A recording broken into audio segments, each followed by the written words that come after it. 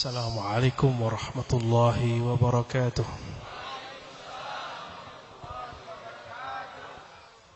Alhamdulillahilladzi rafa'ana bidzikri Sayyidina Muhammad sallallahu alaihi wasallam. Walhamdulillahilladzi syarrafana binuri Sayyidina Muhammad sallallahu alaihi wasallam. Walhamdulillahilladzi أقرمنا بكرامة أمة سيدنا محمد صلى الله عليه وسلم. أشهد أن لا إله إلا الله وأشهد أن محمدا عبده ورسوله. اللهم صل وسلم وبارك على سيدنا محمد وعلى آله وأصحابه أجمعين.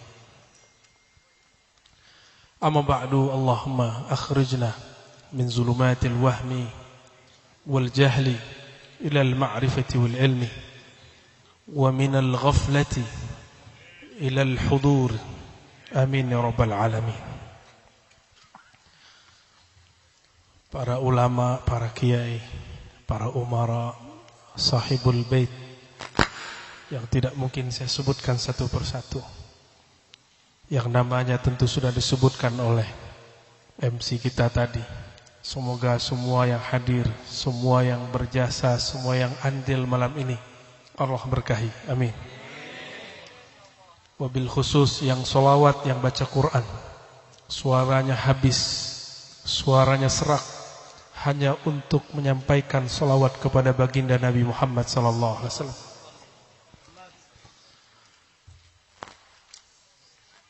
Ketika baginda Nabi Muhammad sallallahu alaihi wasallam masuk ke kota Madinah,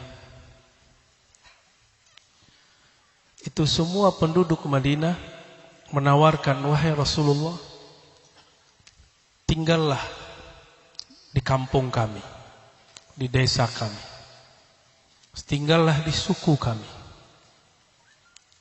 Apa kata Nabi? Da'hu, biarkan kendaraanku, ontaku jalan, fa innaha ma'murah. Dia sedang ditugaskan, diperintahkan. Jadi tidak ada binatang yang lewat di depan kita kecuali dia sedang diperintah oleh Allah Subhanahu wa ta'ala. Sama, Nabi lagi duduk-duduk, tiba-tiba angin kencang bawa debu.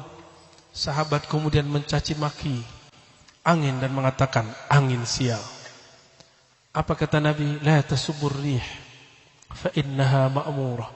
Jangan pernah kamu caci maki angin, karena dia sedang diperintah.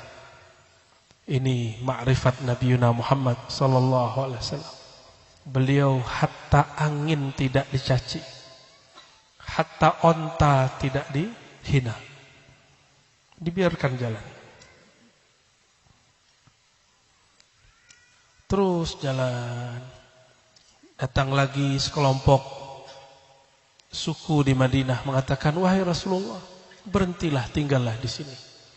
Nabi mengatakan, bukan aku tidak mau berhenti, tapi ontaku sedang diperintah oleh Allah Subhanahu wa ta'ala. Ini ilmu apa ini? Kalau ada orang ngomong begitu sekarang ini disebut khurafat. Padahal ilmu ini ada. Orang tua kita dulu menyebut ilmu gerak hati. Sama, itu dari Rasulullah sallallahu alaihi wasallam. Lalu sampailah di penghujung. Ternyata sampai di tempat yang sangat mengerikan bagi orang Indonesia. Orang Indonesia paling takut di tempat yang ada kuburnya, benar gak? Benar ya? Padahal di Suriah itu orang tinggal, kubur ada di dalam kamarnya. Biasa aja. Kuburiyun. Tahu kuburiyun gak? Hah? Kita dituduh oleh orang yang gak faham tentang kubur, bahwa kita ini kuburiyun, penyembah kubur. Selamat penyembah kubur. Ini saya lihat muka-mukanya ada wajah-wajah kuburiyun ini, ya. Tapi bukan nyembah kubur, dia cuma cinta ziarah kubur. Lalu Nabi disuruh berhenti. Kenapa? Ontanya berhenti. Ontanya Yabruk. Yabruk itu dia duduk. Tahu-tahu itu tanah Sayyidina Abu Ayyub Al-Ansari. Tanah sukunya. Dulu di situ dikubur orang-orang musyrik. Itu tanah yang paling tidak diminati di sana. Tapi si pemilik tanah berpikir, semoga ini tanah bermanfaat. Abu Ayyub Al-Ansari. Akhirnya Nabi panggil itu keluarga Abu Ayyub. Apa kata Nabi? Saminuni haitakum. Ini kuburan-kuburan tua, kebun-kebun yang isinya kuburan tua horor ini. Coba harganya berapa? Saya mau beli. Nah, ini gaya Nabi. Nabi enggak pernah begini, Pak. Nabi bilang, saya mau beli. Walaupun duitnya belum ada. Kenapa? Gerak hati. Ini bukan nekat loh ya. Jangan coba-coba ntar kalau belum mantap hatinya. Konyol namanya. Nabi diperintah oleh Allah. Jadi Nabi ini bukan makhluk proposal. Mohon maaf. Nabi anti proposal. Nabi mau apa aja bisa. Tapi Nabi lagi uji sahabatnya. Apa kata beliau? Saminuni. Saminuni itu saman. Saman artinya harga. Ini hargai berapa nih? Tanah yang kalian anggap paling horor, gak laku ini. Tapi saya tetap mau beli. Nabi gak ambil tuh selawatin seperti ajaran kita ya. Itu boleh. Gak apa-apa. Cuma Nabi gak begitu. Nabi gentle orangnya. Ini harganya berapa? Antum ambil selawatin boleh-boleh aja. Saya dapat ijazah juga yang begitu tuh. Tapi gak pernah nyobain untuk diri sendiri. Untuk orang lain pernah saya kerjain dulu 10 tahun yang lalu. Zaman-zaman belum ketemu ma'rifatullah, ma'rifatul Rasul. Ada orang mau jual rumah, datang ke kita ya. Oh tenang, ente gak nyampe sebulan laku insyaallah. Jaminannya Rasul, aneh solawat. Oh bener laku.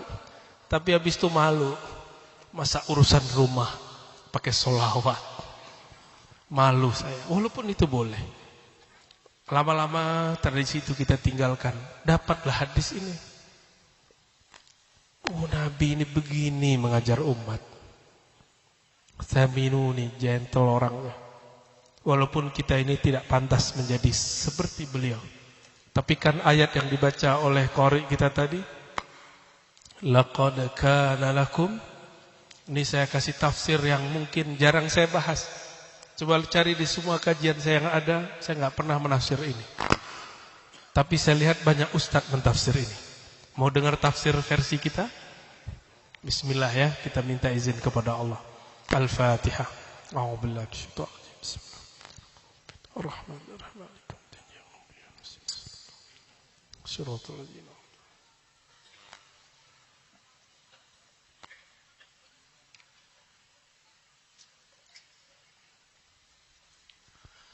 A'udzubillahi minasyaitonir rajim. Laqad kana lakum. Laqad, la itu artinya sungguh. Bukan la tapi la. La artinya sungguh. Lalu diulang lagi qad. Qad itu sungguh, berarti sungguhnya berapa kali? Allah serius ini. Kalau ada orang baca ayat ini, dengar ayat ini, lalu dia masih main-main, berarti dia tidak mengerti Allah sedang berbicara kepadanya. Ini Allah lagi sungguh-sungguh. Sungguh, beneran nih, beneran. Ini kita kalau ada teman ngomong begitu, aneh beneran nih. Kita gimana? Kita perhatiin dia. Nah ini Allah lagi ngomong laqad, sungguh. Sungguh. Kana lakum. Kana bahasa Arab itu isim atau fi'il.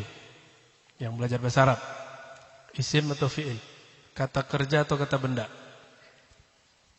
Kata kerja. Madhi, tapi maknanya lisubut, selalu. Karena Rasulullah itu adalah selalu, tetap. Lakum bagi kamu, kamu, kita, berarti saya masuk. Kum di situ Bani Adam, semua umat manusia, bukan hanya orang Islam. Semua umat manusia. Laqad kana lakum fi Rasulillah. Fi, bukan bi, tapi fi. Apa bedanya fi dan bi atau ila? Kalau ila cuma ngelihat. Ada fi di situ. Fi di situ ada makna mahabbah. Fi mahabbati Rasulillah. Dalam mencintai Rasulullah. Uswatun hasanah. Ada uswah. Uswah sering kita terjemahkan dalam bahasa Indonesia teladan. Tapi secara harfiah berarti sesuatu yang bisa ditiru, uswah. Sesuatu yang bisa ditiru. Bahasa halusnya teladan. Uswatun hasanah. Ada di kalimatnya hasanah. Hasanah bahasa Arab artinya bukan hanya baik, tapi indah. Uswatun hasanah. Contoh yang indah, bukan hanya contoh yang baik. Indah. Ya, maka siapapun yang mengambilnya, Allah akan berikan nur hasanah dalam dirinya. Antum ambil satu sifat Nabi, Allah akan pancarkan cahaya di wajah kita, di kolbu kita. Jadi setiap hari Allah memandang kolbu. Apakah di kolbu hamba ini ada nur sifat Nabi Muhammad sallallahu alaihi wasallam? Laqad kana lakum fi Rasulillahi uswatun hasanah. Kenapa tidak fi nabiyillah? Kalau nabiillah antum enggak sanggup. Nabi pertama kali naik ke Arasy dapat perintah salat berapa? 50. Ketika turun ke langit ke-6 datang Nabi Musa. Apa kata Nabi Musa? Umatmu enggak sanggup. Bukan engkau wahai Muhammad. Umatmu tidak sanggup. Sedangkan engkau, nubuatmu sanggup. Maka Rasulullah setiap hari sebenarnya tetap sholat 50 kali. Sebenarnya. Makanya coba lihat. Baginda Nabi Muhammad SAW. Ya, tertidur dan tidak sholat witir. Lalu beliau mengqadha ketika orang sudah azan. Orang sudah azan bakah qomat, beliau baru bangun, dibangunkan Sayyidina Bilal karena beliau mengurusi umat kelelahan. Akhirnya beliau selesai sholat subuh, beliau qadha sholat witir, beliau qadha sholat fajar. Syuruk Nabi sholat, duha Nabi sholat. Cuma beliau tidak tunjukkan di depan umatnya kecuali sesekali saja. Akhsha an asyqa ala ummati. Aku khawatir membebani umatku. Ini bab nubuwat. Bab apa? Maka bukan fi nabiyillah, tapi fi Rasulillah. Tak sanggup kita mengikuti fi nabiyillah. Nabi Muhammad SAW yazkurullaha fi kulli ahyani. Ingat Allah setiap saat, itu nubuat. Enggak sanggup? Tanya Pak Kiai, para ustadz habaib. Habaib yang dalam dirinya ada darah Rasulullah. Para ulama yang di dalam kalbunya ada ilmu Rasulullah. Tetap tidak sanggup untuk zikir setiap saat. Makanya tidak ada doa Allahumma asbut, Allahumma adim az-zikr alaina, lana, enggak ada. Ya Allah, abadikan zikirku, enggak ada. Yang ada cuma a'inni ala dzikrik. Bantu aku mengingatmu ya Allah. Maka siapa yang tadi sore zikir sore, tadi pagi zikir, barusan zikir tawassul, itu karena Allah membantu menyebut namanya di lisan dan di qalbu. Maka katakan lakal hamdu ya Rabb. Inilah yang kita katakan alhamdulillahilladzi hadana lihaza wa ma kunna linahtadiya laula an hadana Allah. Terima kasih ya Allah atas hidayah ini. Itu nama Allah. Ditaruh di gunung-gunungnya hancur. Taruh di bukit yang bertanah, tanahnya kemudian longsor. Taruh di bukit, taruh di langit, langit bergetar. Maka jika ditaruh di kolbu seorang mukmin pasti bergetar, tapi getarannya disebut wajlah. Beda dengan gunung, beda dengan langit. Khashi'an mutasaddian, sedangkan kolbu mukmin wajilat qulubuh.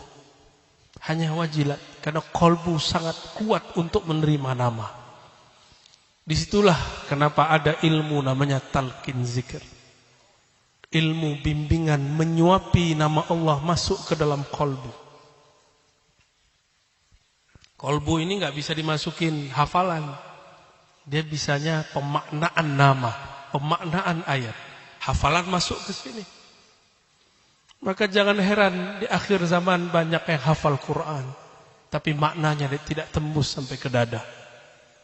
Karena di kolbunya tidak ada nama Allah, nama Rasulullah sallallahu alaihi wasallam. Laqad kana lakum fi Rasulillah. Berarti ada sunnah nubuwah, ada sunnah risalah. Beda ya? Sunnah nubuwah, sunnah risalah.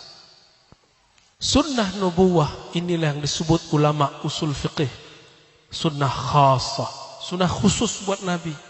Maka Nabi wajib. Sholat sunat itu bagi Nabi wajib. Terutama sholat malam.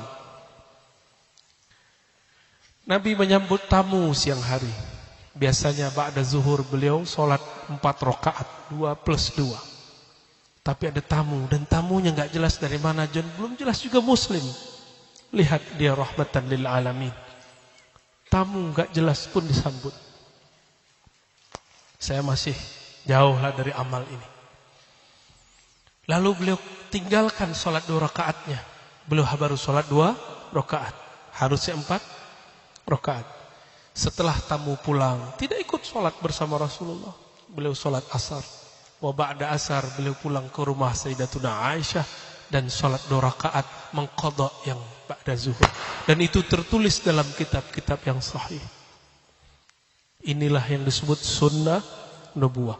Itu yang disebut bagi kita nafilah. La yazalu yataqarrabu ilayya 'abdi bin nawafil hatta uhibbahu. Senantiasalah hambaku mendekatkan karena cinta. Nah, jadi taqarrub itu babnya 1, mahabbah. Kalau ibadah belum tentu, bisa jadi terpaksa, bisa jadi cari pahala. Tapi kalau taqarrub enggak lagi cari pahala, pahala pasti dapat. Bukan lagi terpaksa, apalagi versi ahli fikih bahwa hukum syariat itu beban, taklif. Tapi bagi orang-orang yang taqarrub ini, bagi dia mahabbah, ekspresi cinta. Gimana? Salatnya udah salat cinta belum? Gimana? Salat cinta mau cepat, mau lambat, mau lama, mau pendek sama. Enggak ada urusan. Jadi bukan berarti orang yang sujudnya lebih lama lebih cinta daripada orang sujudnya cepat. Itu masalah lain. Itu masalah kesempatan. Orang yang cinta, Bapak Ibu kerja. Ini Bapak-bapak ini wajah-wajah kena beban kerjaan semua ini. Kecuali beberapa yang sudah pensiun. Ya. Kenapa tetap kerja? Karena cinta dengan seseorang namanya istri atau anak. Benar ya? Maka kita mau berangkat kena hujan. Ini kan musim hujan ya? Tapi kayaknya di sini jarang hujan. Ya, saya ke Kalimantan berangkat hujan, pergi pun hujan. Alhamdulillah. Dan kita rajin, Pak. Supaya dapat gaji di akhir bulan tanggal 25, kita berangkat pagi pulang sore. Kalau PNS, ASN anggota tanggal 1 ya. Ketahuan, Pak. Saya juga anak ASN dulu ya. Supaya dapat gaji, kita rajin datang pagi pulang sore, pagi pulang sore, pagi pulang sore. Begitulah terus.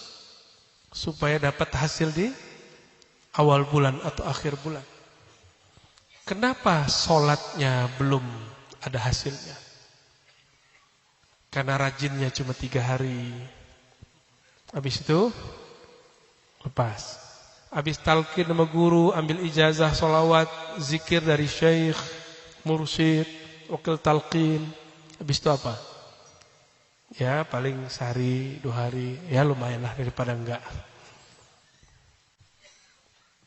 Wajar nama Allah belum terbit dalam kolbu. Wajar nama Rasulullah belum bercahaya dalam akhlak kita. Wajar. Oleh karena itu, tirulah spirit nubuah Nabi, tapi yang wajib diikuti risalah Nabi. Nubuah la yazalu yataqarrub, maka nubuah pada kita itu taqarrub, nafilah, sesanggupnya ikuti. Tapi risalah itulah hukum syariat. Jadi sebenarnya orang kalau belajar nubuah, ujungnya hakikah, mungkinkah meninggalkan syariat? Justru syariatnya terbawa. Maka jangan ngomong bullshit lagi bahwa hakikat tidak bersyariat. Enggak ada. Orang berhakikat pasti bawa syariat. Karena dia sudah mahabbah. Hanya orang-orang ahli fikih yang enggak ngerti ahli zikir ini, lalu menuduh mereka meninggalkan syariat. Enggak ada namanya ahli zikir, ahli hakikat, ahli mahabbah meninggalkan risalah. Kenapa? Risalah itu sudah potongan diskon. Maka risalah itu rahmah.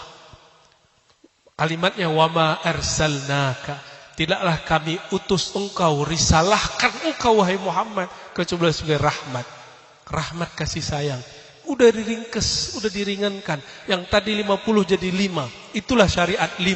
Kalau nubuah hakikat 50. Enggak ada ahli hakikat meninggalkan syariat. Enggak ada. Justru mereka paling ketat mengamalkan syariat. Menurut antum itu sunat, bagi mereka wajib untuk dirinya sendiri. Salat witir sunat apa wajib? Bagi saya wajib. Karena berdasarkan hadis Nabi, autiru walau biraqah, witirlah walaupun 1 rakaat. Hadis sahih. Sayyidina Abu Hurairah mengatakan, "Ausani khalili bithalas." Kekasihku Rasulullah mewasiatkan aku 3 hal. Yang pertama, an utira qabla an anam. Aku berwitir sebelum tidur. Ini Abu Hurairah. Karena Nabi tahu Abu Hurairah ini nanti orang sibuk berdagang dan berpolitik. Abu Hurairah, maka dia pasti tidurnya agak malam. Dia juga seorang profesor. Dia ngajar. Maka dia witir sebelum tidur. Tidurnya Abu Hurairah jam berapa? Tahu gak? Abu Hurairah itu punya anak perempuan semua, lalu istrinya juga perempuan, benar gak? Anaknya masih kecil, masih anak-anak remaja. Dia ajarkan, wahai putriku, hidupkanlah malam 1/3 malam pertama. Maka putrinya bangun dari jam 9, mungkin dari jam 8 lah. Jam 8 sampai jam 10. 2 jam. Lalu dipanggil istrinya, dibangun. Dek, neng. Orang situ ini neng ya? Neng. Lanjutin. Putrimu sudah mulai ngantuk. Ayo. Maka istrinya bangun. Gak tahu kalau istri-istri di sini gimana nih? Dibangunin gitu gimana? Kamu aja mas gitu ya. Lebihin doanya mas ya. Ya bu ya. Maka bangunlah istrinya dari jam 10 sampai tengah malam. Sampai kira-kira jam 1. Setelah itu dari jam 1 sampai sebelum subuh. Abu Hurairah itu tidurnya hanya sesaat sebelum subuh. Di situ dia witir. Kebayang mantu? Dia tidur sebentar di awal malam. Ntar sebentar dia bangunin anak. Sebentar dia bangun lagi, dia bangunin istrinya. Jadi sebenarnya dia tidak tidur. Abu Hurairah.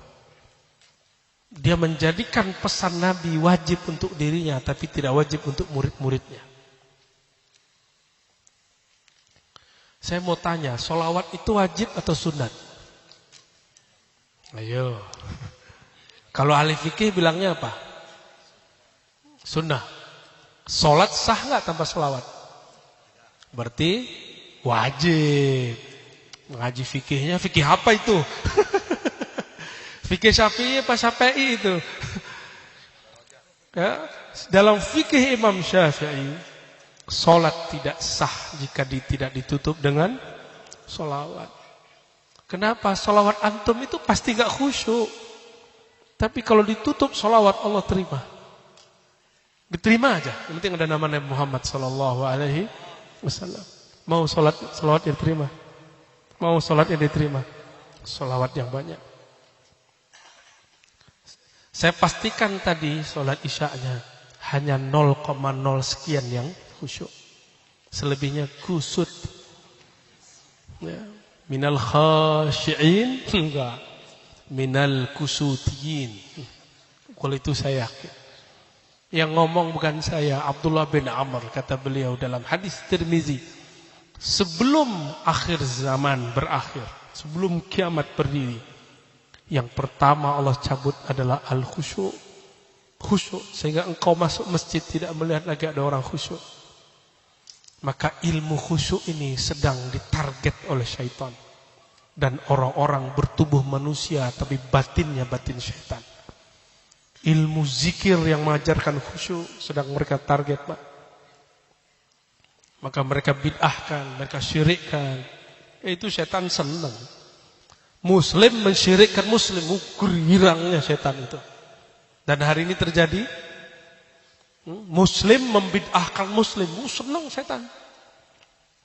Muslim menyesatkan sesama muslim, senangnya setan.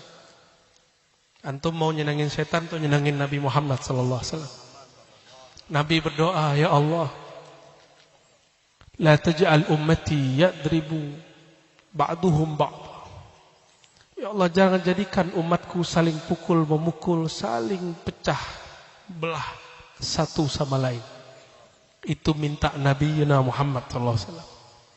Tapi Sayyidina Jibril, karena beliau membawakan ayat dari Lauh Mahfuz ke bumi, hafal 3 ayat, minimal 3 ayat, bahwa Allah tidak menghendaki persatuan, Allah menghendaki ikhtilaf. Walau syaa Allah la ja'alakum ummatan wahidah. Allah kalau mau, Allah jadikan kamu ini satu umat, tapi tidak. Nabi nangis, Pak. Maka siapa yang memperjuangkan ini, dia sedang menenangkan hati Nabi Muhammad sallallahu alaihi wasallam.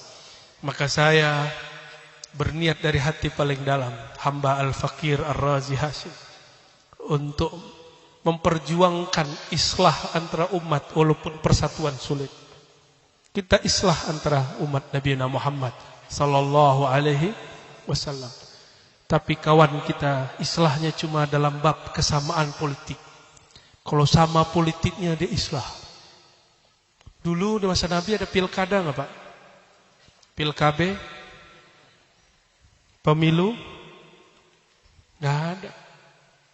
Maka antum yang menganggap politik itu bagian dari iman, dia telah menjadi khawarij, pembawa bid'ah di umat ini. Antum yang dulu ngembos-ngembosi umat, mohon maaf, beda politik, beda pilihan, beda iman, antum telah memecah umat Nabi Muhammad SAW. Antum sudah bikin sakit hati Nabi Muhammad SAW. Sudah membuat Rasulullah sedih. Walaupun Rasulullah tahu takdir umat ini pasti berpecah belah. Tapi jangan diperparah. Ini sudah dekat. Ke 2023 saya enggak banyak ceramah di luar. Ada, tapi enggak terlalu banyak. Menghindari karena sudah mulai masuk tahun politik. Bukan enggak mau ngomong politik, saya enggak ngerti politik. Serahkan kepada ahlinya, fardu kifayah. Sebagaimana ahli politik jangan juga ngomong agama yang dia enggak ngerti. Sepakat enggak? Islam tidak terpisah dari politik. Betul, Islam. Ente ngerti politik enggak? Ar-Razi enggak ngerti politik. Maka jangan giring-giring Ar-Razi ngomong politik. Ada aja mancing-mancing atau nyusup aja. Awalnya cium tangan, ketika beda pilihan langsung lari dia. Oh, berarti dia ta'zim kepada Habib, ta'zim kepada ulama, bukan karena cinta kepada Rasulullah. Dia ta'zim kepada ulama, kepada habib, karena sama pilihannya dengan dia. Itu bid'ah. Karena Rasulullah mengatakan, ahibbu ahla baiti hubban li. Kalau engkau cinta kepada ahlu bait, cintailah mereka karena cinta kepadaku. Di zaman partai belum ada. Di zaman pilkada, pilkabe, pemilu dan hati pilu belum ada. Di zaman itu Rasulullah mengatakan, cintai ahlu baitku karena cinta kepadaku. Ahlu bait Rasulullah ada dua. Ahlu bait nasab, itu habaib, sayyid. Ada ahlu bait ruhiyah, itulah para ulama. Maka habib, sayyid, kalau dia tidak belajar keilmuan ma'rifatullah, dia hanya mulia satu sisi, tidak mulia dua sisi. Tapi kalau habib belajar agama dengan baik, maka dia ada dua nur dalam dirinya. Nur nasabnya dan nur kolbunya. Jadi serius gini ya. Padahal saya ini gak yakin bisa ngomong malam ini. Ini masih radang. Hampir setiap malam kita berbicara tentang Nabi Muhammad SAW. Dan raditu billahi robba, saya ridha. Biar suara ini sakit, saya tetap akan membicarakan Nabi Muhammad SAW. Rasulullah, ini saya sampaikan hadisnya waktu saya lupa di Kalimantan atau di mana. Hadis Imam Ahmad. Nabi melihat dari jendela, melihat ke dalam masjid. Ternyata dalam masjid sahabat-sahabat sedang memuji Rasulullah sembari menari. Kata kawan, main terbangan di masjid bid'ah. Waduh, bid'ah. Di hadis Nabi, sahabat main tari pedang dalam masjid. Dan Nabi membiarkannya. Malah Nabi nanya, mereka baca apa itu kok koman kamit? Lalu para sahabat mengatakan, itu orang Habasyah wahai Rasulullah, mereka berdendang, Muhammadun abdun saleh. Muhammad adalah hamba yang saleh. Itu didendangkan, diulang, Muhammadun abdun salihun, Muhammad. Begitu terus diulang-ulang. Nabi pura-pura nanya, Pak, itu mereka baca apa? Nabi ngomong, hai bid'ah lu, kullu bid'atin dalalah, kullu bid'atin. Gak ada begitu Rasulullah SAW. Gak ada begitu. Kalau Nabi dakwah begitu, gak mungkin orang Madinah terima Rasulullah SAW. Maka siapapun yang sedang berhijrah mengislah dirinya, saya yakin antum punya cara mencintai Rasulullah. Udahlah gak usah ikut maulid kayak kita yang ahli bid'ah ini ya gak? Ya udah antum ambil aja akhlak karimah Rasulullah sallallahu alaihi wasallam. Ya. Tuh kan jadi ngomong bid'ah. Ada yang seneng kayak ini. Ada yang terbantu ya. Aneh gak bantu antum kok. Bantu dong. Rasulullah sallallahu alaihi wasallam bawa risalah syariat itu adalah rukhsah keringanan. Jadi bukan itu beban. Jadi tar malam, bukan tar malam ya, tar subuh lah ya. Subuh jangan lagi beban. Itu hadiah dari Allah Subhanahu wa taala. Nanti ini mau kasih tahu enggak masa depan. Ini bukan ramalan ini. Ini setelah kematian. Setelah kematian masuk alam mahsyar, itu ada sekelompok orang terlihat di ufuk bagian sana, diikat pakai tali, lalu dipaksa dibawa oleh malaikat rahmat. Bertanyalah Rasulullah, itu siapa ya Allah? Itu umatmu yang dulu dipaksa sholat, dipaksa masuk surga. Jadi mereka bingung, kita mau dibawa kemana nih malaikat rahmat? Kok malaikat kasar amat sih? Malaikatnya senyum aja, udah tenang, diam, uskut ente. Dibawa, tahu-tahu sudah antri depan pintu surga. Maka sholat yang dikatakan wajib itu bukan untuk kita, bukan untuk Allah juga. Bukan untuk di sini maksudnya, tapi untuk nasib di. Maka jangan jadikan amalan-amalan akhirat untuk sekedar keperluan duniawi. Apa kata Nabi maklum kepada Rasulullah? Inni khabbatu da'wati. Aku menyimpan doaku. Nabi Adam simpan enggak doanya? Enggak. Nabi Nuh pakai doa yang disebut Al-Ismul A'zam. Diangkat doa, turunlah hujan, tidak berhenti berhari-hari. Hancurlah orang-orang yang tenggelam, matilah semua orang kecuali yang naik kapalnya.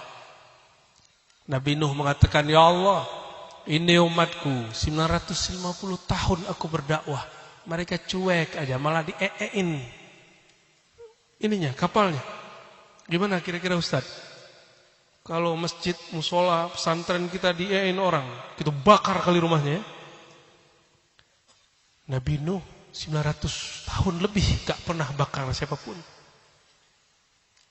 Justru sebaliknya, mereka kasih air. Tapi kebanyakan airnya air hujan. Apa kata beliau? Ya Allah, jika mereka punya keturunan pasti kafir. Disinilah Nabi Nuh kena. 2 kenanya. Untuk seorang mukmin itu biasa, enggak dosa. Tapi untuk seorang nabi ini menunjukkan tidak sempurnanya kenabian para nabi kecuali Nabi Muhammad sallallahu alaihi wasallam. Coba lihat Nabi Muhammad waktu dilempar lebih dahsyat. Nabi Nuh hanya dilempar kapalnya. Nabi Muhammad dilempar mukanya, wajahnya. Mengalirlah darah. Disitulah Abu Bakar Siddiq radhiyallahu ta'ala anhu tidak tahan memandang Rasulullah sallallahu alaihi wasallam berlumuran darah. Maka beliau menjadi tameng Rasulullah sallallahu alaihi wasallam. Ketika ada kerikil tajam kena kepala Abu Bakar. Itu Abu Bakar kalau antum cek jidatnya sudah enggak ada, enggak datar. Tubuhnya sudah patah-patah. Udah bengkak bagian rusuknya, lengkap sudah. Abu Bakar jadi tameng Rasulullah sallallahu alaihi wasallam. Tiba-tiba datang malaikat Jibril mengatakan, "Ya Muhammad, maukah kamu kami gulung ini Taif?" Apa jawaban Nabi? Hasbunallah wa ni'mal wakil. Cukuplah Allah. Tapi dia berhenti di situ. Itu zikir Nabi Ibrahim. Beliau mengatakan, wahai sahabatku Jibril, lihat makomnya Nabi Muhammad beda dengan Sayyidina Jibril, beda dengan Nabi Nuh. Fa innahum la ya'lamun. Mereka enggak ngerti maksudku. Jadi Nabi ini enggak ngamuk-ngamuk kalau orang enggak paham kalamnya. Enggak gebrak-gebrak meja, enggak ngebom. Kenapa? Beliau faham, orang itu tidak faham. Kata orang Jawa, yang waras ngalah. Bahasa Jawanya apa? Kata orang Banten apa? Nu cager ngeleh. Gitu ya. Enggak bisa ngulang kan ya. Harus kursus dulu nih ya. Antum coba lihat makom Jibril. Jibril punya sayap. Sayapnya cukup begini. Langsung ketutup Taif. Kalau kita gimana kira-kira? Jibril, turun. Hancurin tuh yang bidahin aneh gitu ya. Itu sama aja antum. Jangan gitu. Gak usah begitu sama orang. Mereka belum paham kita. Mereka salah paham terhadap kita. Maka kita gak perlu salah paham kepada mereka. Itu sebabnya saya sudah tidak mau digelari singa Ahlus Sunnah. Kalau singa ngaum-ngaum terus. Cukup katakan Ar-Razi Al-Fakir, orang hina yang ingin mengkhidmahkan dirinya untuk Ahlus Sunnah. Udah gak mau jidal-jidal lagi kecuali dipancing ya. Kalau terpancing juga. Kalau gak terpancing juga aman-aman aja tuh dunia ya. Seumur-umur dakwah sesekali aja terpancing. Karena dia merendahkan Rasulullah, saya baru naik suaranya. Kalau Ar-Razi direndahkan, saya terima. Coba antum melihat. Kalau yang melihat perjalanan dakwah saya dihina, saya diam aja. Sekali aja marah ya. Itu pun marahnya pakai bahasa kiasan. Gak ada. Saya lagi belajar mengikuti akhlak Nabi Muhammad SAW. Mungkin Ar-Razi belum berhasil dulu, semoga ke depan lebih berhasil lagi. Semoga yang hadir juga berhasil. Amin. Kalau begitu ntar mungkin tengkar gak sama bininya sama lakinya? Gak mungkin kalau Nur Muhammad sudah berdiri di dalam kolbu. Gak mungkin. Ngalah paling. Ngalah aja. Karena orang ngalah itu Nur Muhammadnya terang. Nur Muhammadnya terang. Siapa yang ngajarin ngalah? Nabi Muhammad SAW. Ngalah untuk menang. Karena orang yang ngalah itu kekuatannya banyak. Orang yang suka marah-marah, energinya habis sebelum saatnya berjuang. Imam Mahdinya belum nongol kok. Ya, antum udah pengen perang aja ya. Tenang ya. Kita ini nggak ada yang takut jihad. Kita ini semua ingin jihad mati fisabilillah. Kalau ada perang fisabilillah hari ini, saya yang paling pertama maju insyaallah. Tapi yang sesuai dengan hukum syariat. Bukan hukum syahwat, pengen menikahi 72 bidadari, itu hukum syahwat namanya. Kita percaya hadis itu, tapi bukan begitu caranya. Ya. Allahumma sholli ala Muhammad. Kita tadi lagi bahas apa? Yang bahasa Sunda tadi apa? Sing waras. Nu tager ngeleh. Ya, bisa juga kan? Nabi Muhammad, lihat makom Sayyidina Jibril. Coba ini bisik-bisik kita sesama manusia. Ternyata malaikat itu suka emosi. Tuh? Enggak, semoga mereka enggak dengar ya. Itu buktinya dalil kuat bahwa malaikat itu emosi. Lebih penyabar siapa? Tubuhnya tidak sebesar malaikat. Tubuhnya tubuh Sayyidina Muhammad, ana Abdullah, tapi nur di dalamnya itu yang disebut Muhammad Nurullah. Maka Muhammad, kajian Nur Muhammad yang dulu dibahas orang, Nur Muhammad sebelum ada alam ini, itulah yang kemudian Allah kasih wadah bernama Muhammad bin Abdullah. Enggak boleh dibeda-bedakan sosok ini, dua-duanya sama.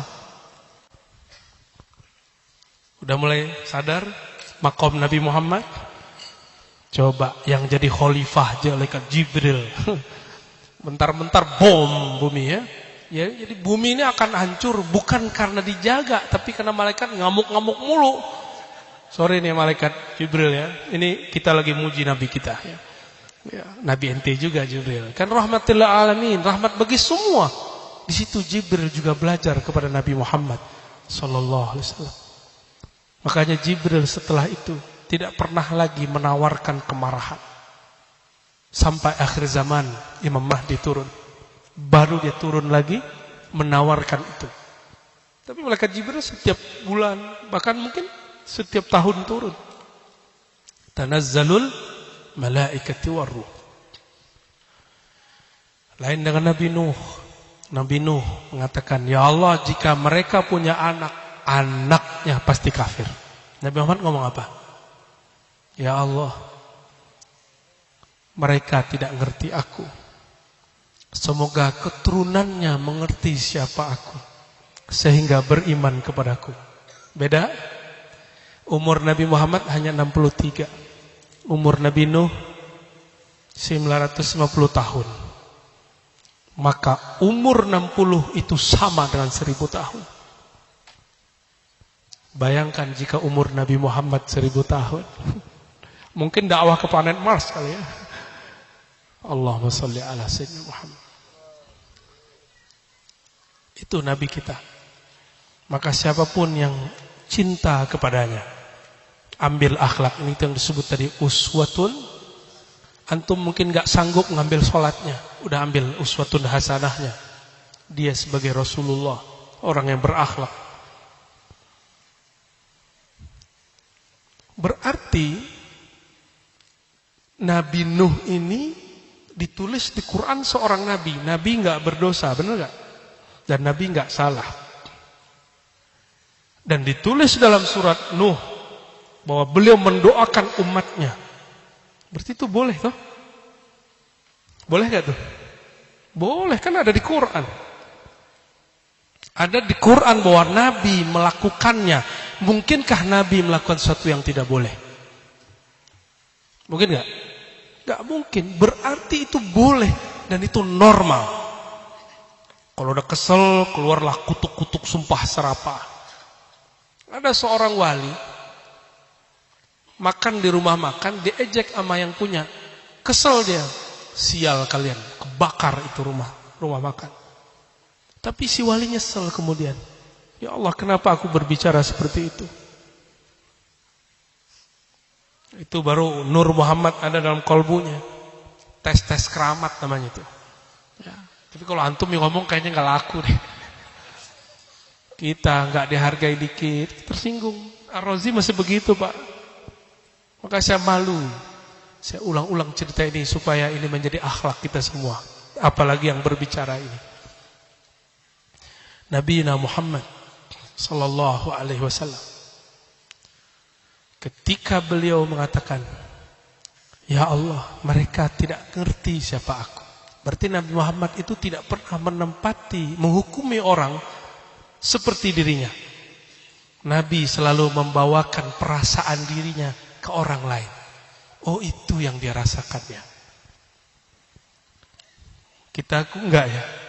Wajar kita bukan Nabi Muhammad ya, sallallahu alaihi wasallam. Laqad kana lakum fi Rasulillahi uswatun hasanah. Sungguh dalam cinta kepada Rasulullah ada uswatun hasanah. Ada contoh yang baik, contoh yang indah. Itu contoh yang indah, Bapak Ibu. Pernah dengar Nabi ngambek sama istrinya? Akang pernah ngambek sama istri gak? Ngamuk. Jujur. Bagus jujur. Daripada yang gak jujur, kayak soleh gitu, kayak tegar padahal dalamnya kerupuk. Nabi Muhammad itu gak pernah marah sama istrinya. Kalaupun marah, beliau menghabiskan hal marahnya keluar. Gimana cara beliau marah? Semua istrinya nuntut. Istrinya bukan satu, istrinya banyak. Satu istri nuntut, udah pusing kita, Pak. Gimana 2 istri, 3 istri. Rasulullah istrinya 13. Meninggal, cerai 2. Lalu meninggal 2 orang. Sisa 9. Semuanya nuntut. Nuntut hari lebih, jam lebih, perhatian lebih, fasilitas lebih. Wajar dong? Wajar. Bahkan istri-istri Nabi itu ada partai-partainya. Ada partai Aisyah, ada partai Ummu Salamah. Oh, ada partainya. Seru, Pak, denger kisah Nabi itu.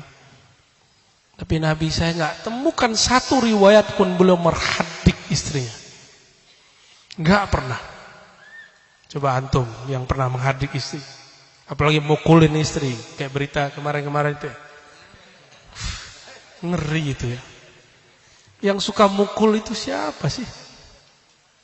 Walaupun di Quran ada, kalau perempuan bermasalah nusyuz, itu ada kalimat wadribu. Tapi wadribu di situ ghairu mubrih.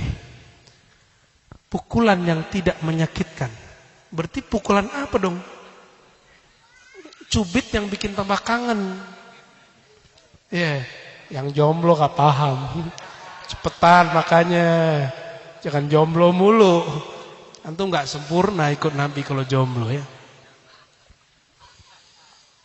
Nabi ketika semua istrinya nuntut begitu, ditambah 2, Sayyidatuna Aisyah, paling tinggi cemburunya. Dan yang kedua, Hafsah. Wajar. Bapaknya Sayyidatuna Aisyah siapa? Abu Bakar. Bapaknya Hafsah siapa? Oh, Umar. Wajar dong. Jawara semua tuh, berkelas. Saya nggak bisa pikirkan tuh gimana posisi mereka. Tiba-tiba Nabi kemudian agak kesel, tapi keselnya Nabi nggak kayak kita. Kalau mungkin masih ada yang banting-banting kepala, plong gitu. Nggak mau nyakitin bini, nyakitin kepala. Konyol ente. Kepala dibentur-benturin ya. Ada juga yang pintu hancur. Ada yang piring. Wajar. Itu normal. Tapi ini bukan pembenaran loh ya. Ini bukan pembenaran. Kan kita lagi baca ayat. Laqad kana lakum fi Rasulillah uswatun hasanah. Gimana cara Nabi ngambek? Antum kalau lagi marah, jangan sekamar dulu. Pindah kamar. Jangan jawab kata-kata orang lagi marah. Diam aja. Kalau nggak bisa meluk dia, nyium dia, udah. Ya, pindah kamar. Jangan usir dia, orang lagi marah. Ya, kita yang keluar. Kalau kita nggak bisa menenangkan, kita yang keluar. Nabi sudah nggak bisa pindah kamar, maka Nabi pindah rumah. Disebut ila, beliau kemudian bersumpah, ya sudah, saya nggak akan datang kepada kalian sebulan lamanya. Tuh sebulan namanya ila. Ntar jangan dicobain kan. Ya, itu Nabi. Ya. Kalau antum kata istri ntar, gue cari yang baru aja deh. Gak bisa juga ya, sok laku ya. Baik. Itu Rasulullah SAW. Walaupun di Quran ada perintah boleh wadribu, boleh kamu mukul walaupun tidak menyakitkan. Tidak ada tuh kita dapetin istri Nabi dipukul tuh, nggak ada. Nggak ada. Sama sekali. Nah ini cara kita berumah tangga ya. Saya pun lagi belajar Pak. Ya yang para kiai yang lebih tua lebih paham lah ya. Bahwa ustadz juga manusia ya Pak Kiai. Bisa marah kan? Bisa ngambek? Bisa ya. Piring bisa pecah gak? Bisa. Bisa semua. Tapi kalau Rasulullah tidak pernah piring pecah di tangannya, yang ada pecah di tangan istrinya. Satu kali lagi taklim. Sahabat-sahabat ya. Tahu ini di rumah Sayyidatuna Aisyah, di majelis di dekat rumah Aisyah. Tiba-tiba ada kiriman dari Ummu Salamah. Itu ketua geng, tapi seberang. Beda partai dengan Sayyidatuna Aisyah. Apa yang terjadi? Sayyidatuna Aisyah pegang tapi pura-pura jatuh. Pecah, Pak. Jadi Nabi nggak pernah mecahin. Yang mecahin siapa? Ini bukan pembenaran loh Bu ya, untuk mecahin piring. Saya ingin mengikuti Aisyah, ingin memecahkan piring gitu ya. Tunggu dulu. Sayyidatuna Aisyah tapi panggil, wahai istriku Humairah. Ya. Ini hukum fikih. Kamu rusak barang orang, kamu ganti. Sayyidatuna Aisyah kemudian ganti. Ketika itu pecah, apa kata Nabi? Gharat ummukum, ibunda kalian sedang cemburu. Tuh, Nabi nggak marah Pak. Nabi nggak ngomong kayak orang Rafidhah, kelompok Rafidhah ngomong, apa-apanya Aisyah?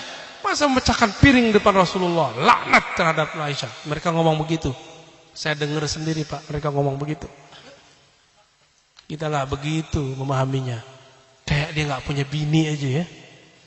Kayak dia nggak pernah ketengkar sama bininya. Mungkin dia punya istri tapi nggak pernah kejadian ini. Apa kata Nabi? Gharat ummukum, ibunda kalian sedang cemburu.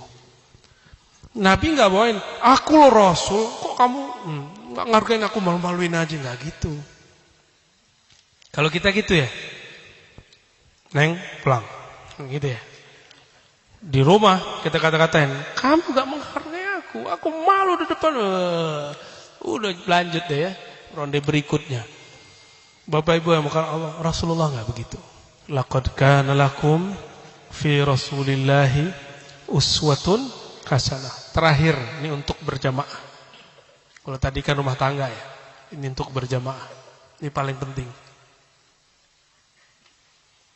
Nabi Muhammad SAW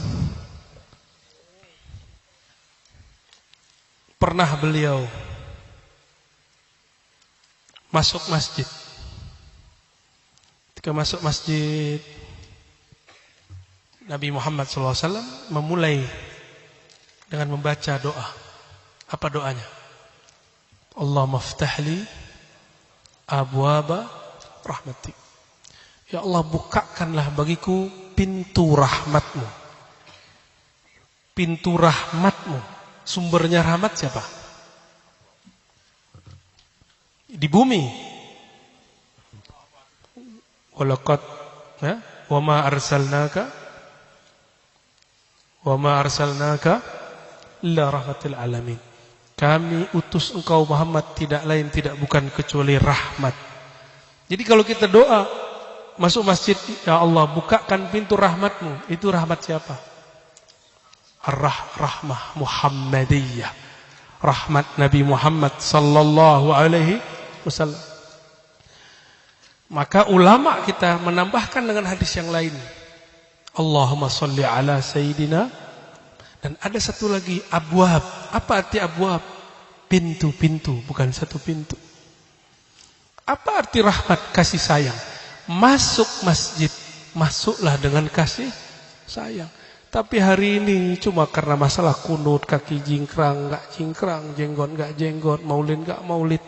Orang hari ini bertengkar di masjid. Saya pastikan ente masuk masjid enggak baca doa ini dengan kolbu, cuma baca dengan lisan.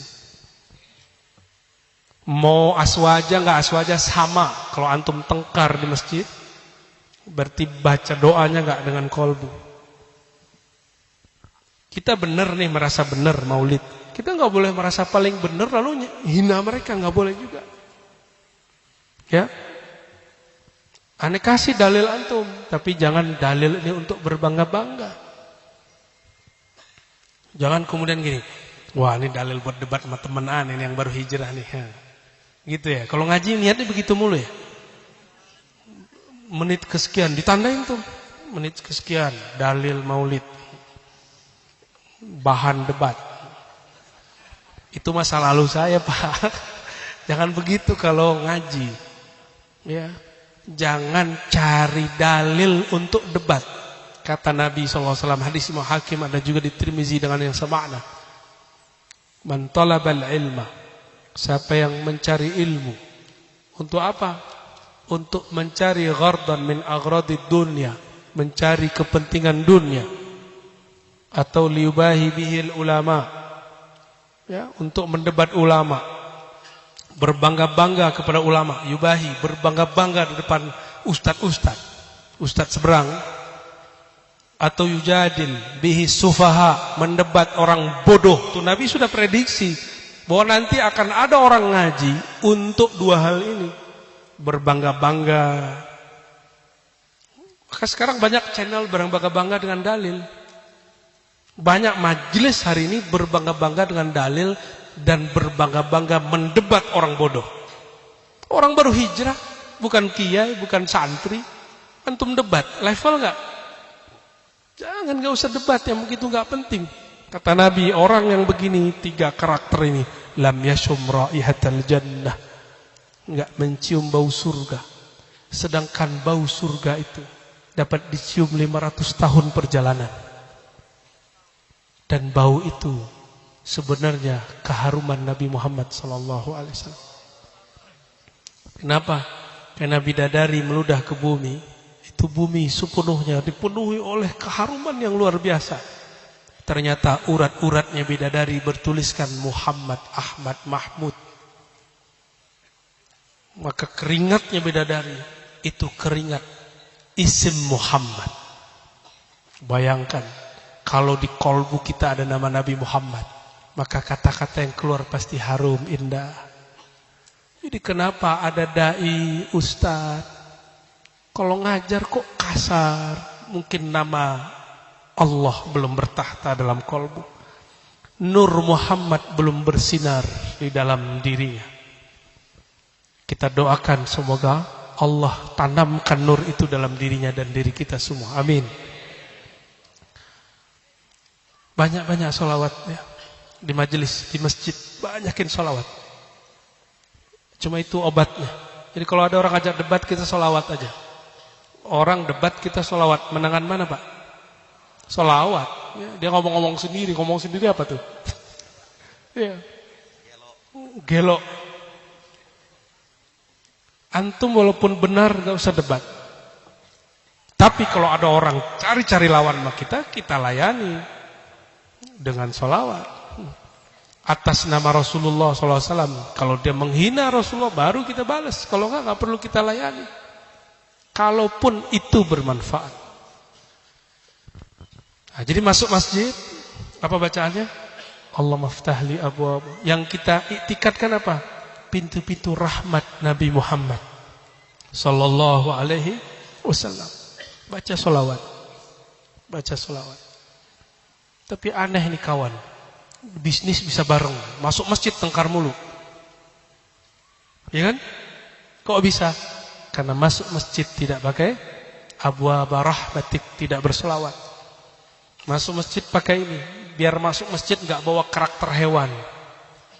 Biar masuk masjid tidak bawa karakter-karakter hewan buas yang suka marah-marah, ngamuk-ngamuk. Kalau yang ria kelihatannya kayak monyet, Pak. Ini kalau Allah buka mata kolbu kita bahwa untungnya mata kolbu itu enggak selalu dibuka. Kalau dibuka ada orang sholat tapi kayak monyet. Karena dia lagi cari perhatian makhluk. Dia lupa bahwa dia sedang diperhatikan Khalik. Allah dekat atau jauh? Terus ngapain nyari-nyari? Maka Allah di sini, Allah di Mekah sama enggak? Allah malam nanti dengan Allah malam nanti di Mekah sama enggak? Jadi untuk khusyuk harus ke Mekah? Enggak, belajar khusyuk di sini, belajar adab di sini sehingga ketika di Mekah lebih khusyuk lagi. Jangan cari khusyuk di sana. Sayyidina Abdullah bin Umar tidak pernah berani tinggal di tanah haram. Teman kita, untung saya bukan orang travel. Untung juga bukan ustadz yang berkhidmat untuk jasa haji dan umroh. Kalau iya, itu saya suruh pulang tuh jamaahnya. Untung kita cuma ngikut pura-pura. Saya nyamar jadi jamaah waktu itu pakai baju kaos gitu. Itu ada ibu-ibu, bapak-bapak, udah dapat hotel bagus. Itu tanah haram, di depan pintu Masjidil Haram. Cuma sekitar 100 meter. Tapi memang bukan yang jam besar bid'ah itu. Dulu kan nggak ada itu. Dia dulu di hotel yang di zamannya hotel VVIP. Masih protes karena ada jalan dikit. Ngamuk-ngamuk. Kita mikir, ya Allah. Ini orang nggak tahu dia lagi di tanah apa. Dan benar, pasangannya sudah bolak-balik umroh, udah bolak-balik, menikmati. Dia ngerokok aja depan hotel. Kita nggak mengharamkan rokok, Pak. Cuma nggak manfaat begitu. Dia sudah dapat, terus ngamuk-ngamuk. Antum kalau mau ngamuk di pesawat, terjun langsung. Jangan kalau sudah turun. Kata Abdullah bin Umar ketika ditanya, wahai Tuan Abdullah bin Umar, kenapa kau ini orang paling ngerti agama, wali Allah, sahabat Rasulullah, dijamin masuk surga. Kenapa engkau enggak tinggal di haram? Itu perbatasan haram itu Ji'ranah, Masjid Sayyidatuna Aisyah di belakangnya. Maka dicari sekitar 1 kilo di belakang itu, dia buatlah kemah-kemah kecil. Lebih mulia kita atau Abdullah bin Umar? Dia nggak tinggal di hotel, Pak. Aneh nggak nyuruh antum bawa? Bukan nggak. Ini lo lihat. Kita nggak nyuruh antum bawa kemah, nggak. Backpacker nggak. Kalau sudah di sana, udah jaga lisan, jaga kolbu, jaga lisan, jaga kolbu. Itu tanah haram dihitung masjid semua. Tanah haram dihitung masjid semua itu. Untuk umat Nabi Muhammad, kalau Nabi semua hamparan muka bumi itu masjid. Wa ju'ilat liyal ard masajidah. Semua hamparan bumi itu masjid. Maka Nabi kemanapun sebenarnya dipandang Allah sujud. Zahirnya jalan, tapi batinnya sujud. Ini yang disebut simahum fi wujuhim. Itu Nabi Muhammad sendiri. Bekas sujudnya walaupun belum berdiri kelihatannya sujud. Akhlaknya akhlak orang sujud. Orang sujud kepala di bawah atau di atas? Dongak begini atau ke bawah? Ke bawah. Rasulullah walaupun beliau seorang nabi yang dikenal di langit, dikenal di bumi, pintu sorga ada di tangan di jari-jarinya. Itu tangan nabi itu kayak kita mau masuk kantor apa namanya? Sidik jari, apa lagi? Sidik jari bahasa sini ya. Fingerprint ya. Ya itu nabi begini aja Pak, kebuka langsung. Saya nggak ngerti dulu makna kata Rasulullah, biadi, di tanganku ada kunci surga. Tidak ada riwayatnya Nabi bawa kunci kemana-mana tuh nggak ada.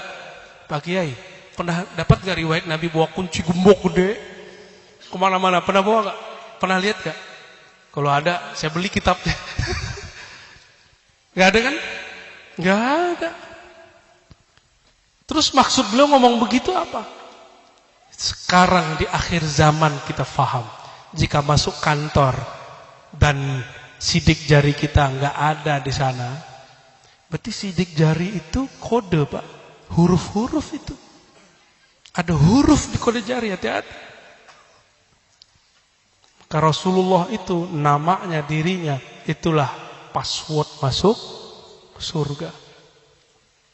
Supaya bumi ini menjadi surga, keluar rumah, masuk rumah, baca nama Nabi Muhammad SAW. Salami Nabi Muhammad SAW. Wa ju'ilat li, bukan lakum. Dijadikan bagiku, itu nubuat. Itu bagi kita masjid itu, ya masjid yang kita bangun sekarang.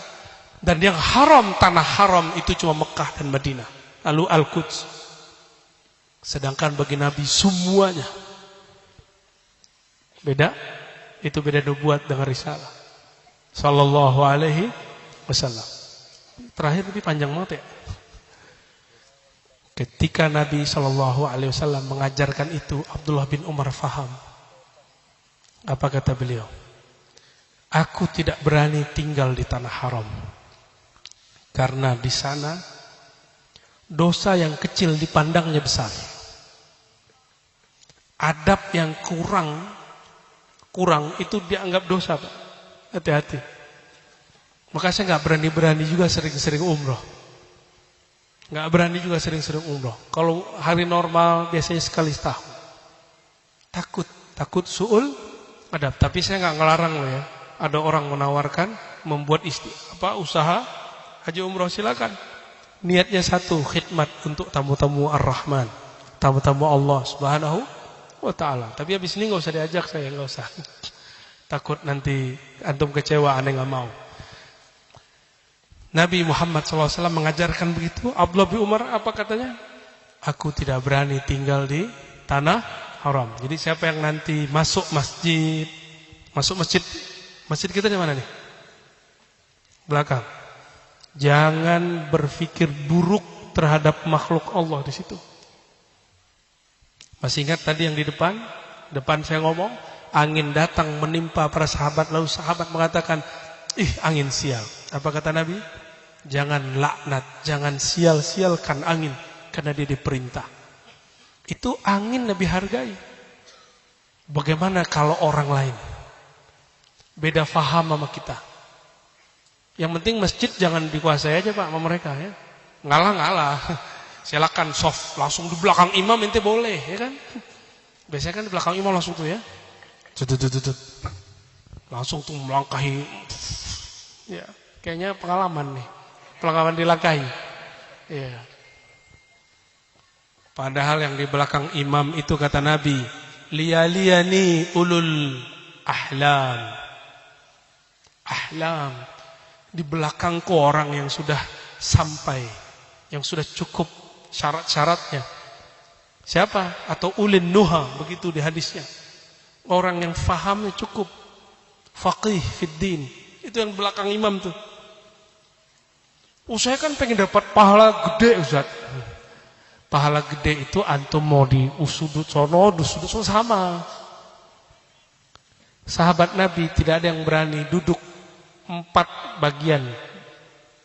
Yang ada soft di depan itu nggak ada yang berani duduk di situ. Kecuali cuma Abu Bakar, Umar, Utsman, Ali. Nggak ada yang satu pun. Ini ujuk-ujuk, blok, blok, blok, blok, blok, blok, blok. Ngelangkahin lagi, hari Jumat. Udah telat, Masya Allah. Kita nggak boleh marah, Pak. Nggak boleh seuzon juga, cukup katakan, sepertinya gairahnya lagi tinggi.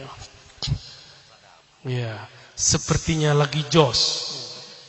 Ya, mungkin dia habis minum, apa? Kita bawa santai aja. Saya kalau ngeliat begitu, Ane mau tanya nih Pak Kiai, senyum lagi khotbah boleh nggak? Kita pendengar, bukan khotib, boleh nggak? Boleh ya. Ini konfirmasi. Sering melihat begitu, setiap kalau masuk masjid, kalau kita sedapatnya, terus tiba-tiba dong, saya mau ketawa Pak, tapi nggak boleh kan ketawa lagi khotbah, senyum aja. Makanya biasanya pakai gini, nutup. Itu bukan lagi zikir, bukan, lagi senyum. Ternyata saya ingat masa lalu. Itu masa lalu dulu. Dulu saya begitu Pak. Nggak hafal Quran, hafalan baru dikit. Ya, baru 3 juz depan, 3 juz belakang udah berani. Ya, tahu-tahu imamnya baca surat Al-Kahf. Ampun, nggak bisa nonjolin. Berharap dan berdoa, semoga imam salah, supaya nanti saya membenarkan dari belakang. Suuzon lagi deh. Itu dulu aneh begitu, nggak tahu kalau antum ya. Padahal imam cuma lagi sendawa, tadi makan duren. Iya kena berdua sama kawan dibantu. Iya kena berdua nasta'in. Sejak kapan imam lupa baca iya kena berdua nasta'in? Itu pengalaman saya Pak. Antum jangan lakukan itu ya. Cukup aneh yang buat bikin malu begitu ya. Jamaah, para masyayikh, para kiai, semoga malam ini kita bisa membedakan mana Rasulullah, mana Nabi Allah. Itu ayat belum selesai. Tapi udah dulu ya. Udah jam berapa nih? 10:30. Aneh kebut deh 5 menit. 5 menit ya. Laqad kana lakum fi Rasulillahi uswatun hasanah. Bagi siapa? Liman kana yarjullah wal yaumil akhir. Dalam hati saya berpikir bertahun-tahun, ya Allah, kenapa disebutkan bagi siapa yang yarju, mengharapkan Allah? Kan udah cukup. Lalu kenapa ditambah wal yaumil akhir? Dan hari akhir, wal yaumal akhir. Kenapa ditambah? Ternyata ada rahasianya. Ada yang pernah kesandung hukum, terus jaksa ngomong gini, besok kamu akan diperiksa, kamu akan diadili. Ketakutan enggak? Nah inilah kenapa ada wal yaumal akhir. Liman kana yarju, berharap kepada Allah. Ini disebut dengan jamalullah, keindahan rahmat Allah. Wal yaumal akhir jalalullah, ketegasan Allah, ancaman-ancaman Allah. Ketika disebut yarjullah, muncul harap kepada rahmatnya. Ketika disebut wal yaumal akhir, ada muncul rasa takut terhadap siksanya. Takut diperiksa aja takut. Ada yang pernah ditahan di imigrasi?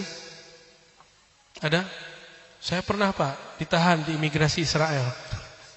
Suwe itu orang Israel. Ya tapi kita nggak boleh benci sama orang Israel. Kan Israel nama Nabi Yakub. Tapi itu benar-benar kesel itu. Saya nggak mau lagi balik ke sono kecuali zaman Imam Mahdi aja ntar ya. Mau bapak bayar saya 2M saya nggak mau. Ya, nggak mau saya. Ya, saya nggak marah Pak. Ya, gaya benar mereka. Kita cuma terlambat ngeluarin aja, langsung kamu sini. Nggak membuka bagian lembaran yang harus kita buka. Itu langsung gaya. Perempuan lagi.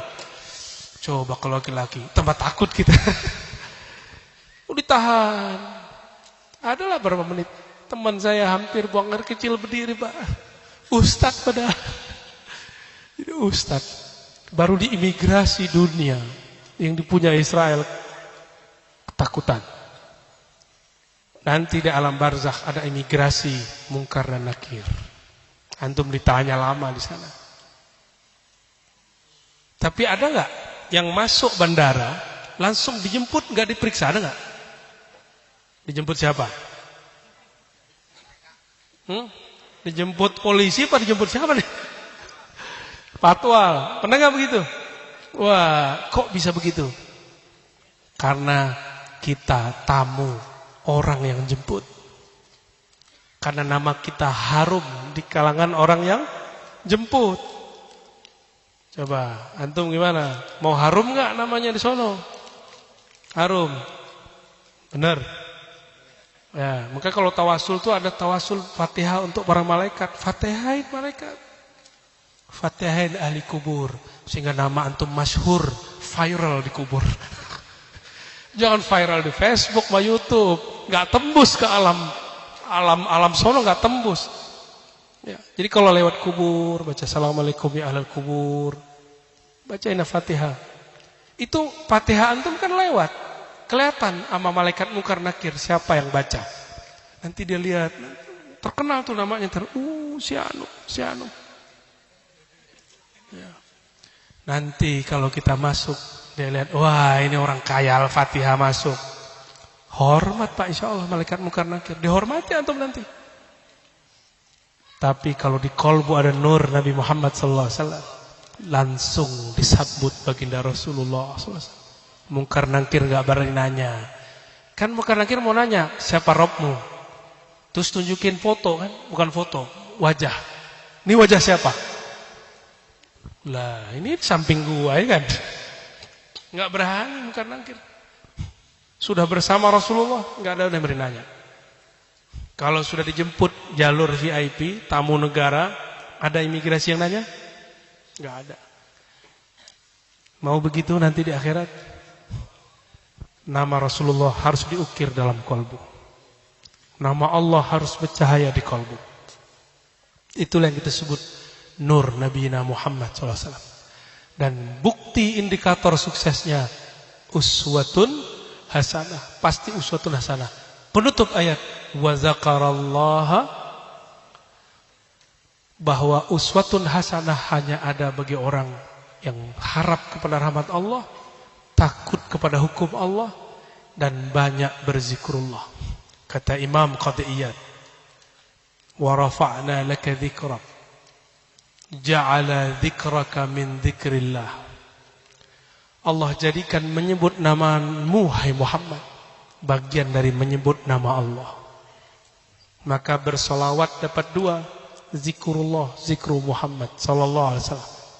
Kalau antum zikrullah enggak nyebut nama Nabi Muhammad, namanya kurang ajar. Karena kita tahu nama Allah hanya lewat baginda Rasulullah sallallahu alaihi wasallam. Ila hadrati nabiyina Muhammad sallallahu alaihi wasallam. Wa ila sadatina as-sahabah. Sayyidina Abi Bakar, Sayyidina Umar, Sayyidina Utsman, Sayyidina Ali karamallahu wajhah.